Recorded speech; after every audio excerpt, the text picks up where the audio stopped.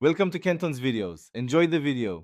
You start by opening your RAW or highest quality JPEG and duplicating the layer so edits remain non-destructive. Once done, check the histogram and info panels to confirm exposure and highlight clipping. This helps you decide how aggressive to be. Use Camera Raw filter for initial global fixes. Adjust exposure, contrast, highlights, shadows, whites, and blacks to balance tonality. Make small moves, each 0. 1 to 0. 5 adjustments add up, and keep an eye on clipped areas to avoid losing detail. Next, refine color and detail by working selectively.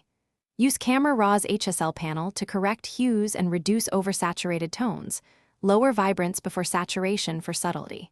Once done, apply noise reduction then sharpening. Reduce noise first, then smart sharpen with a low radius and moderate amount to avoid halos. Make selective corrections with layer masks or the adjustment brush for skin, sky, or foliage. This lets you preserve texture while improving perceived sharpness and color balance.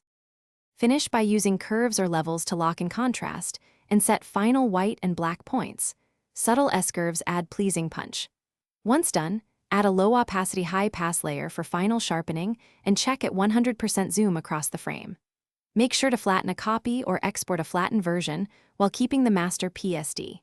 If colors shift, export with sRGB for web or embed a ProPhoto/Adobe RGB profile for print. Troubleshoot.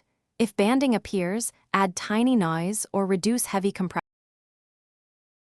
Thanks for watching. Consider subscribing if we helped you.